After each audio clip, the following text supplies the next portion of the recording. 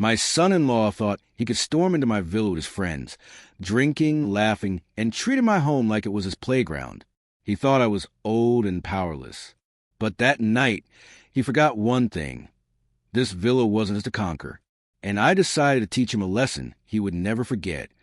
My name is Charles Whitman, and at 69 years old, I had finally found peace in the quiet corners of my life. I'd built my fortune in construction, retired early, and bought myself a villa on the outskirts of Miami. It wasn't a palace, but it was mine, a 3-story home with a wide terrace, marble floors, and a garden I tended every morning with the kind of patience only age can bring. After my wife, Eleanor, passed away, the villa became my refuge. I lived alone, but I was far from lonely. My days were filled with long walks by the sea, afternoons spent reading on the terrace, and visits from my grandson, Matthew, who was the light of my life. The villa wasn't just a house.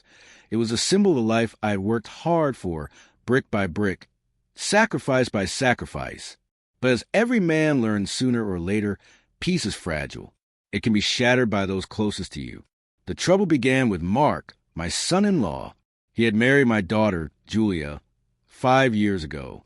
From the beginning, I sensed something off about him. He was ambitious, but not in the honest, hard-working way I respected.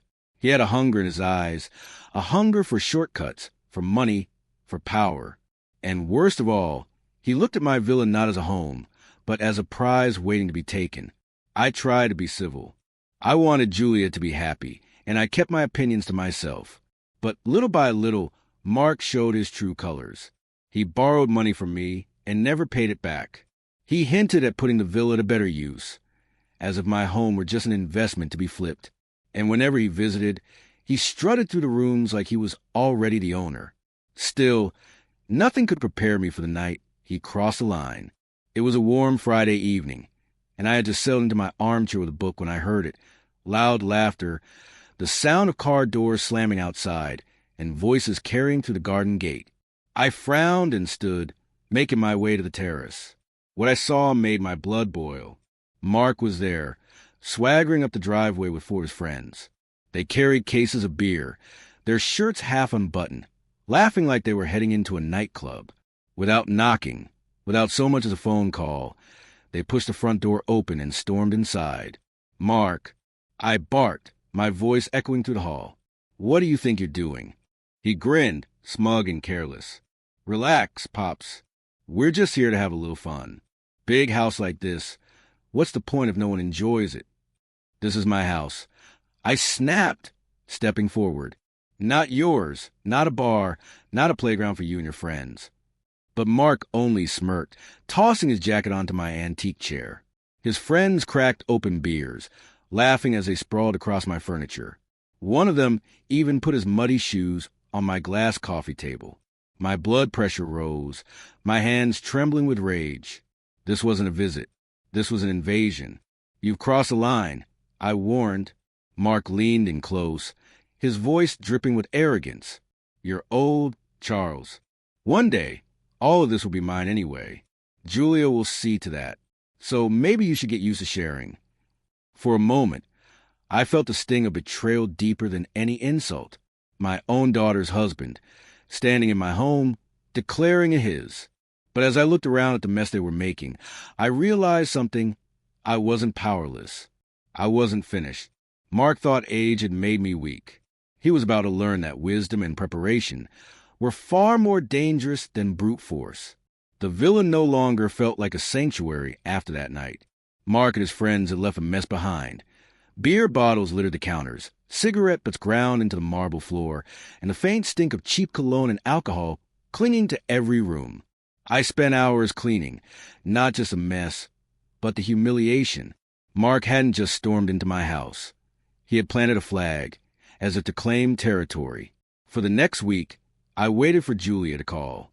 I thought maybe she would apologize on his behalf, or at least acknowledge what happened. But the phone never rang. When I finally called her, she sounded distracted, almost irritated. Dad, Mark told me you overreacted. He said you yelled at him in front of his friends. You know how sensitive he is about respect. Respect. The word nearly made me choke. "Julia," I said slowly, "your husband barged into my home without permission and treated it like a frat house. That's not respect, it's trespassing." There was a long pause. Then she sighed. "Look, Dad, he's under a lot of stress with work. Sometimes he just needs to blow off steam. Maybe you could cut him some slack." I hung up the phone with a heaviness in my chest. My daughter, my Julia, had chosen to defend him instead of me.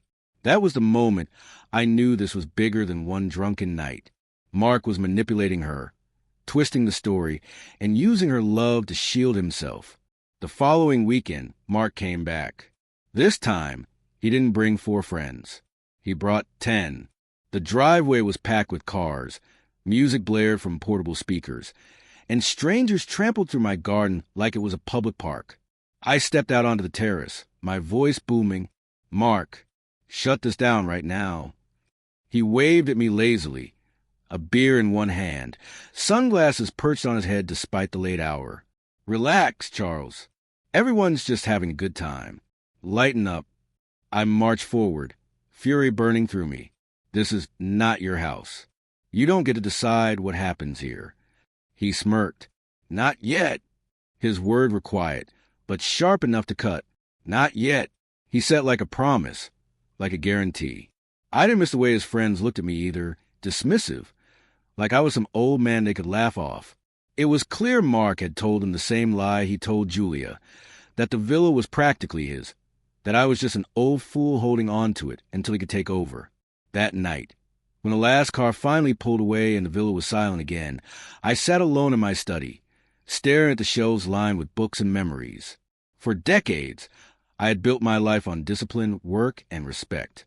And now it was being chipped away by a man who had contributed nothing but arrogance. I poured myself a glass of scotch and stared at the amber liquid. Mark thought he was clever, using charm and manipulation to win Julia, using bravado to impress his friends, using intimidation to push me aside.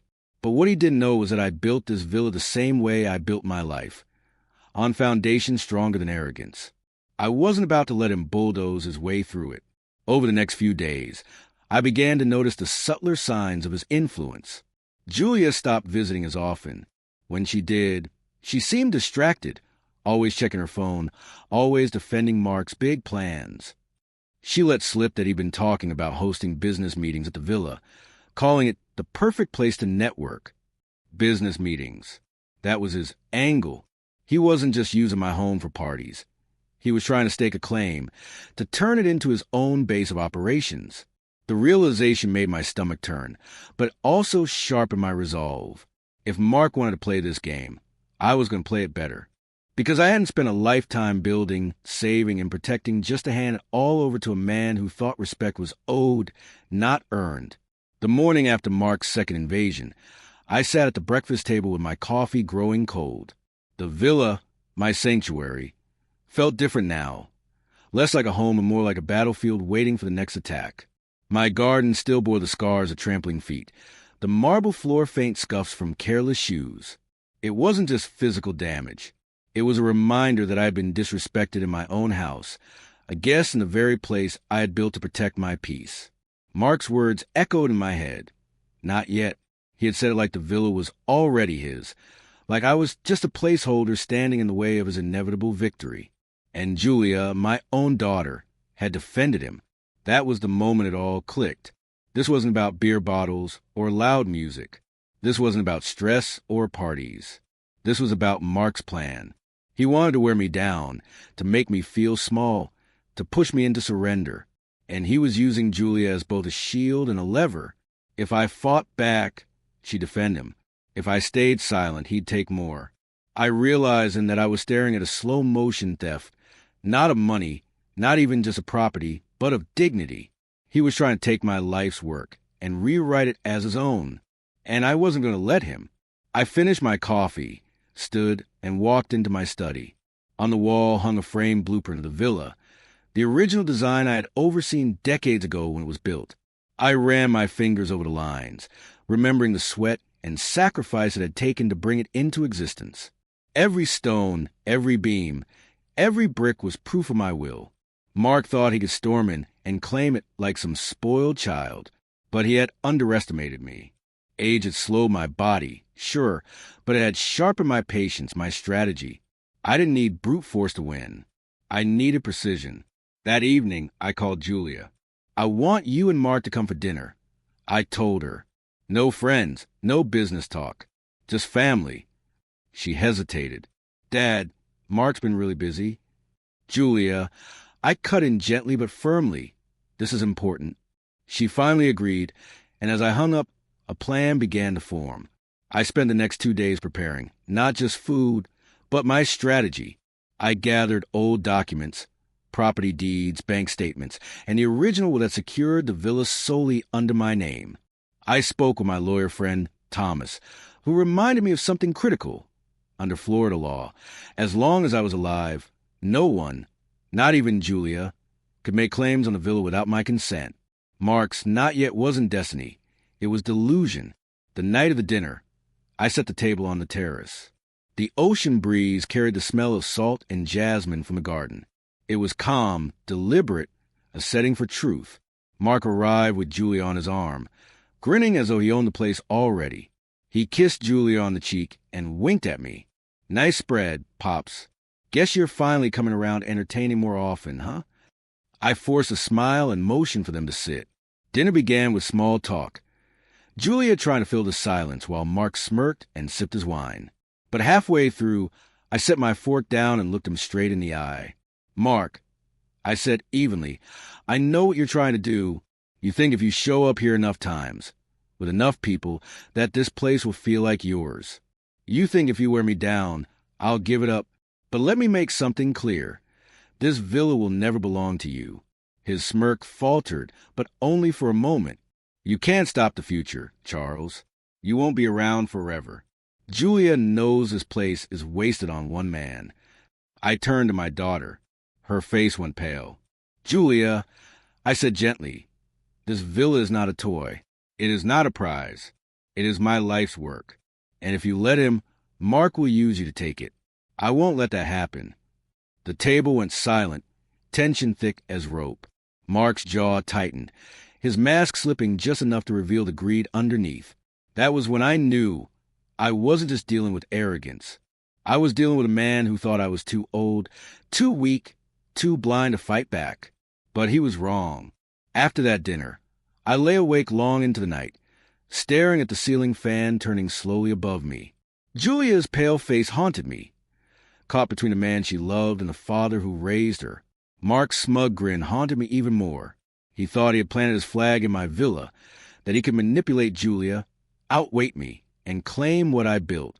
But he hadn't realized one thing. I was a builder by trade, yes, but also a strategist. In construction, mistakes cost lives and fortunes. You learn to see the weak points, the pressure lines, the cracks.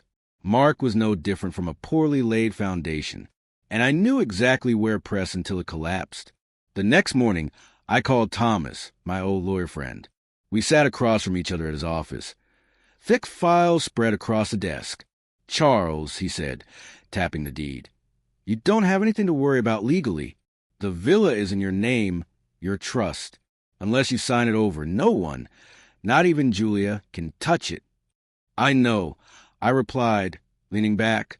"But this isn't just about paperwork, Thomas. This is about respect. He's trying to take my life's work piece by piece. I want to make sure he regrets ever thinking he could."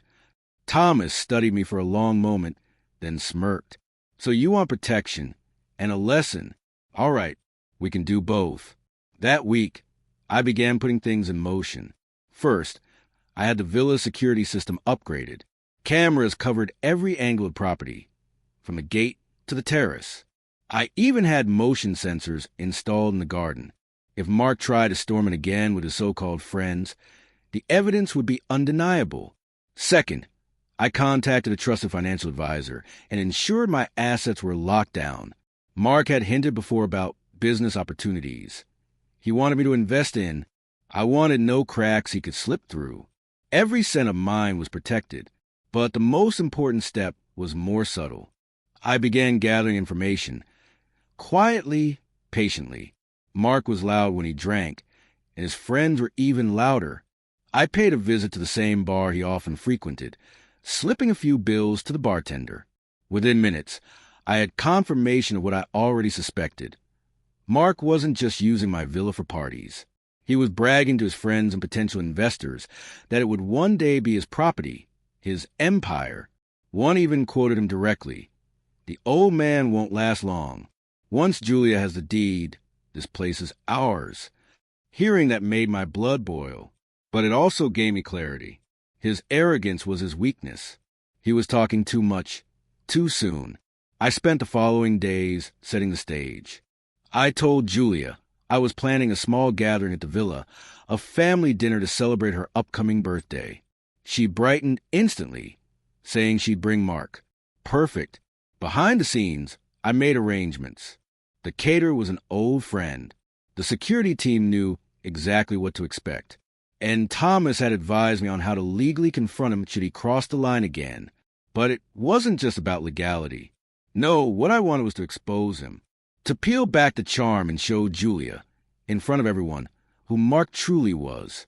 The night before the dinner, I walked through the villa alone. The marble floors gleamed. The roses in the garden glowed under the moonlight. This was my fortress, my creation. Mark thought it was his prize, but soon he'd learn it was his downfall. I paused at the study door, my hand resting on the frame. Inside, on the desk, lay all the documents, the evidence, the plans. Tomorrow I would confront him. Tomorrow I would teach him the lesson he so desperately needed. The night of Julia's birthday dinner arrived with a sky painted gold and violet. The kind of evening that almost looked too peaceful to hold the storm I was preparing. I stood on the terrace of my villa, watching the sun dip low over the ocean, and took a steady breath. Tonight wasn't about candles and cake. Tonight was about exposing a man who had mistaken my silence for surrender. Guests arrived one by one. Close family, a few trusted friends, neighbors who had known Julia since she was little. The mood was warm, celebratory. But beneath my calm smile, my mind ticked like a clock. Every detail I had planned over the past week was falling into place. And then he arrived. Mark stepped to the gate with Julia on his arm, his designer shirt open at the collar, his grin smug as ever. He walked like the villa already belonged to him, shaking hands too firmly, speaking too loudly. "Nice setup, Pops," he said, clapping me on the back. "Looks like you finally know how to throw a party." I met his eyes with a measured look. It's not my first one. Julia kissed my cheek, her eyes soft. "Thanks for doing this, Dad. It means a lot." "It's your birthday," I replied gently. "Of course." As dinner unfolded, conversation flowed easily. Guests complimented the food, laughter echoed across the terrace. And for a while, Julia glowed in the attention. Mark, however, was restless. He kept glancing around, whispering to a few of his buddies he had invited against my wishes, bragging about big deals on the horizon.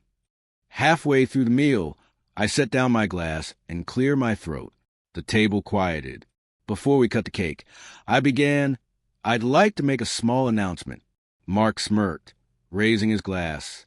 "Here it comes, the old man speech." I ignored him and continued. "As many of you know, this villa has been in my possession for decades. It's not just a house. It's the result of a lifetime of hard work.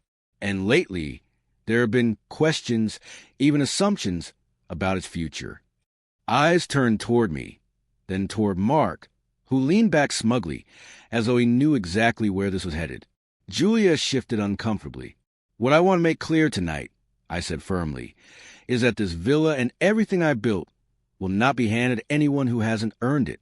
Not now. Not ever." A ripple went through the table. Mark's smirk faltered, just for a second, but he recovered quickly, laughing loudly. "Come on, Charles. Everyone knows you won't be around forever. Julia is your only daughter. Sooner or later, this place belongs to her. And by extension, me." Gasps broke out. Julia's cheeks flushed crimson. "Mark," she hissed. I raised a hand, calm but steady. "Thank you, Mark, for saying out loud what you've been whispering behind closed doors. Because tonight, I'd like to show everyone something." I gestured toward Thomas, my lawyer friend, who had been sitting quietly near the end of the table. He rose and opened a leather folder, pulling out documents. "This villa is protected under a trust," Thomas explained. "Its ownership cannot be transferred, borrowed against, or claimed by anyone except Mr. Whitman himself.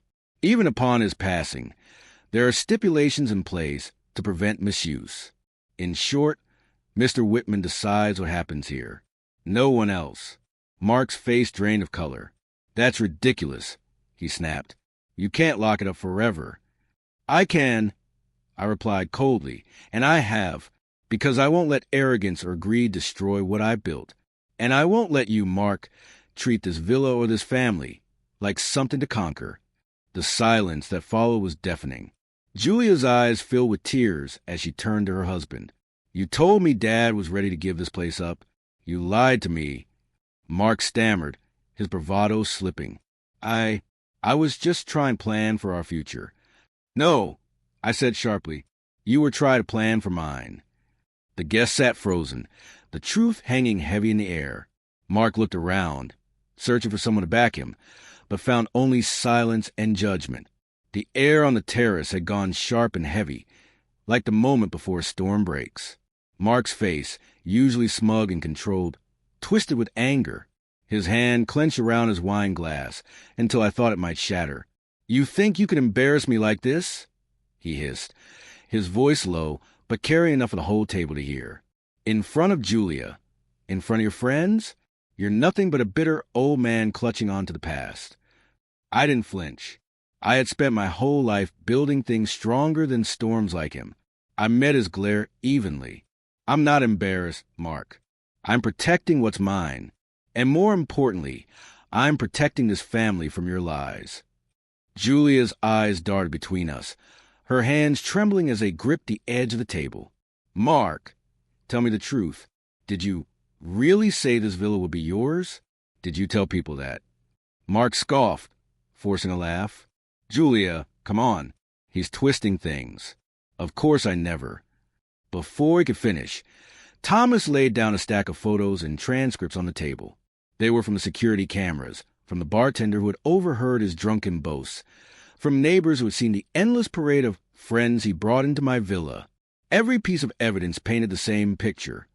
Mark claiming the villa as his own, mocking me as weak, promising that once I was out of the way, he would rule this place.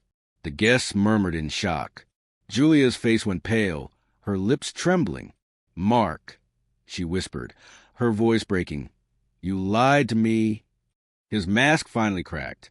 He slammed his glass down so hard the stem snapped, wine spilling across the white tablecloth like blood. "So, what if I did?" he shouted. "Look around, Julia. Look at this place. Do you want to spend the rest of your life in some cramped apartment while your father rots alone in a palace? He doesn't need this villa. We do. It's ours by right, and I won't let him cheat us out of it." The words hung in the air like poison. Julia's eyes filled with tears, but before she could respond, I stood. My voice was steady, cold as steel. "This villa is not yours by right. It never will be. And the only person cheating anyone here is you, Mark.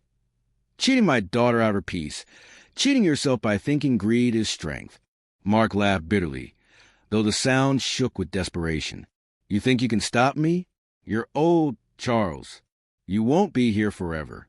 And when you're gone, Julia will inherit everything. That's the law." I took a step closer, my eyes never leaving his. "That's where you're wrong. I've already ensured that no part of my legacy can be touched by you. If Julia wants to inherit, she will. But the moment you try to sink your claws into it, you'll find yourself with nothing. I've locked it all down, Mark. You have no power here. Not now. Not ever." His face turned crimson, his chest heaving with fury. He looked at Julia, expecting her to defend him, but she didn't. She turned away, tears rolling silently down her cheeks. "Julia," he pleaded, his voice cracking, "don't listen to him. He's trying to poison you against me." She shook her head slowly. "No, Mark, you did that yourself." The silence that followed was heavier than anything I'd felt in years. Finally, Mark shoved his chair back and stood, his fists clenched. "This isn't over, old man. You'll regret crossing me. I stepped closer, close enough that he had to tilt his head to meet my eyes. My voice was low, but it carried through the terrace like thunder. No, Mark. The lesson is this. You don't get to storm into another man's house, another man's life, and take what you haven't earned. And if you try again, you'll regret crossing me. For the first time, I saw something flicker in his eyes. Not arrogance, not confidence, fear. He turned on his heel and stormed out, his footsteps echoing against the marble floor. The villa, my villa, was quiet again. Julia buried her face in her hands, sobbing softly. I sat beside her, resting a steady hand on her shoulder. It's all right, sweetheart. The truth had to come out. After Mark stormed out of the villa that night, silence settled over the terrace. The guests whispered quietly, gathering their things and slipping away, leaving only family behind. Julia sat at the table, her face pale, her hands trembling as she stared at the red stain of spilled wine on the white tablecloth. It looked almost symbolic, like the mark of betrayal finally revealed. I pulled out a chair and sat beside her. For a long moment, I didn't speak. I knew she needed space to process what had just unfolded. Finally, she whispered, "Dad, how could I have been so blind?" "You weren't blind," I said gently.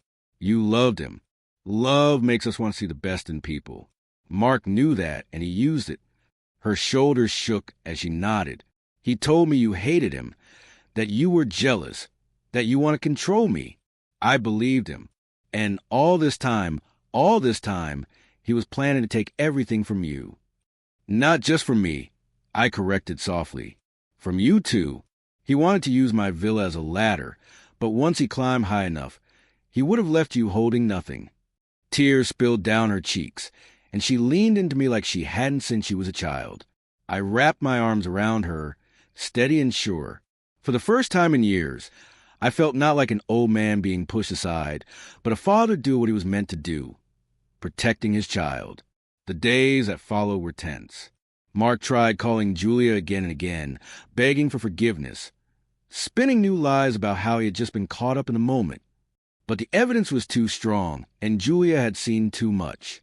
She ignored his calls. Eventually, she told me she was meeting with a lawyer. "I can't live my life being manipulated anymore," she said firmly. "I want out." I supported her, even though it hurt to see her marriage crumble. Sometimes destruction is necessary before rebuilding. Meanwhile, I reinforced every safeguard around the villa. My lawyer finalized the trust documents. My financial advisor tightened protections around my assets. I wasn't just securing my legacy from Mark. I was securing it for Julia and my grandson, Matthew. I wanted them to inherit not just wealth, but the lesson that no one could take what was rightfully theirs unless they allowed it. Weeks later, Mark made one last attempt. He showed up at the villa uninvited, this time alone, his arrogance replaced by desperation. I met him at the gate, standing tall even as the years weighed heavy on my bones. "Charles, listen," he pleaded, his voice shaky. "I made mistakes, but I love Julia. I can change. Just give me another chance." I looked him over. The expensive clothes, the slick hair, the eyes darting with fear rather than sincerity. I had built buildings strong enough to withstand hurricanes. I had survived loss, betrayal, and loneliness. And now, here was this man, thinking he could sway me with empty words. "You had your chance, Mark," I said firmly, "and you wasted it. Julia deserves better. This family deserves better. And you—" I opened the gate just enough to take a step closer, my voice dropping low. "You deserve the lesson you asked for. Never mistake kindness for weakness. Not in me, not in anyone." He swallowed hard, then turned and walked away, shoulders slumped. This time, I knew he wouldn't come back. Julia had divorced him within months. It wasn't easy. Divorce never is. But with each passing day, I saw her grow lighter, freer, as if she'd finally stepped out of the cage. Matthew, my grandson, spent more time at the villa, laughing in the garden, filling the house with the kind of joy that no amount of greed could ever steal. One evening, Julia and I sat on the terrace, watching the sunset. She reached for my hand. "Dad," she said softly, "thank you." You saved me from losing more than I realized. I squeeze her hand gently. No, sweetheart, you saved yourself. All I did was remind you of your worth. The villa stood tall around us, not just a house of marble and stone, but a fortress of resilience. Mark had tried to storm it, tried to claim it, tried to conquer me. But in the end, he had learned the lesson I set out to teach. Respect is earned, not taken. 5 years passed since the night my son-in-law stormed into my villa and tried to stake his claim. At 74, my hair was thinner. My knees ached when the weather turned, but my spirit felt lighter than it had in decades. The villa, my villa, still stood strong, its white walls gleaming against the Miami sun, the garden blooming under my careful hands. Mark had faded into the background of our lives. After the divorce, he tried to stir trouble a few more times, angry texts, a veiled threat here and there, but eventually he vanished, swallowed by the same greed that had driven him. Julia, on the other hand, rebuilt her life. She poured her energy into her work, into raising Matthew, into finding herself again. Watching her blossom after years of being manipulated was the sweetest reward of all. As for Matthew, he grew from a curious little boy into a sharp-eyed teenager. He often asked questions about the past, about the stories that shaped our family. And one evening, as we sat on the terrace watching the sun sink into the horizon, he asked a question I had been waiting for. "Grandpa," he said, "what really happened with Mom and Dad? I hear whispers, but no one tells me straight." I looked at him, his young face open and earnest, and felt the weight of what I needed to pass on. "Matthew," I said slowly, "your father thought he could take what wasn't his. He thought respect was owed to him simply because he demanded it. But respect doesn't work that way. Respect is earned. And the moment someone tries to take it by force, they've already lost." He listened intently, nodding, his eyes reflecting the fading light. "So that's why you didn't give in." "That's right," I said. "If I had let him win, I wouldn't just have lost my villa. I would have lost myself. And I would have taught you that it's okay for people to walk all over you.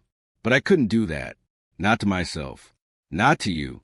Sometimes the hardest battles are the ones where you stand your ground quietly with patience and let the truth do the work." He was silent for a moment, then whispered, "I want to be like you." My throat tightened. I reached over and rested a hand on his shoulder. "Then remember this, Matthew, never mistake kindness for weakness. Be kind, always, but don't let anyone mistake that kindness for permission to take advantage of you. That's the lesson your father never learned." In that moment, I knew the fight with Mark hadn't just been about protecting my villa. It had been about protecting the future, protecting the lessons that would carry forward long after I was gone. Years later, when Matthew graduated high school, we held the celebration at the villa. Family and friends filled the terrace with laughter and joy, the same space where, years before, Mark had tried to humiliate me. Now it was alive with love, not arrogance. Julia stood beside me, tears in her eyes, proud of the son she had raised on her own.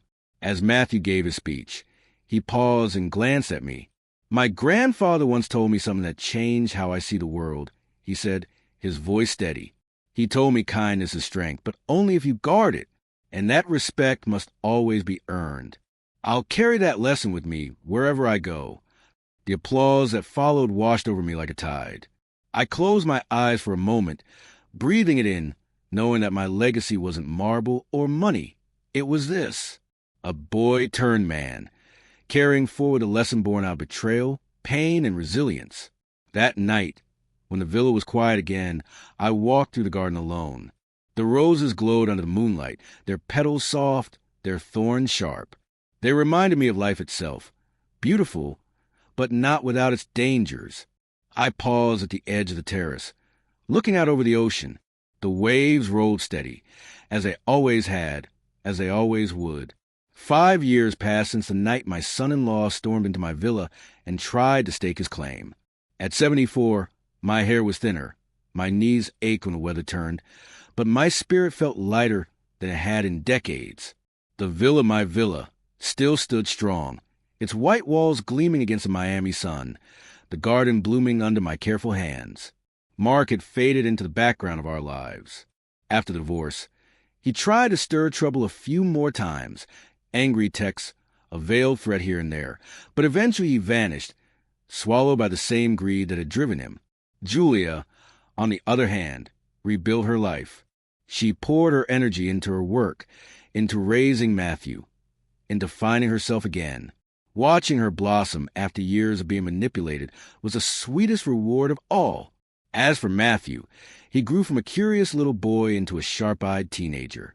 He often asked questions about the past, about the stories that shaped our family. And one evening, as we sat on the terrace watching the sun sink into the horizon, he asked a question I had been waiting for. "Grandpa," he said, "what really happened with Mom and Dad? I hear whispers, but no one tells me straight." I looked at him, his young face open and earnest, and felt the weight of what I needed to pass on.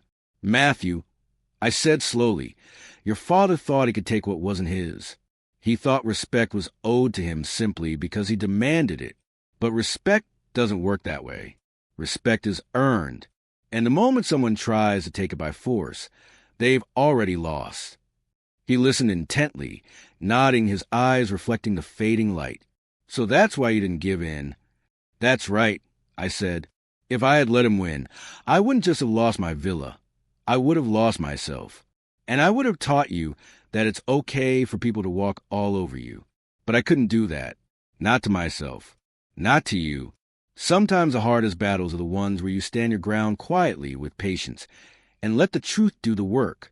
He was silent for a moment, then whispered, "I want to be like you." My throat tightened.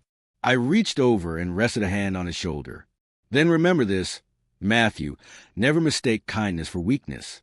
Be kind, always, but don't let anyone mistake that kindness for permission to take advantage of you.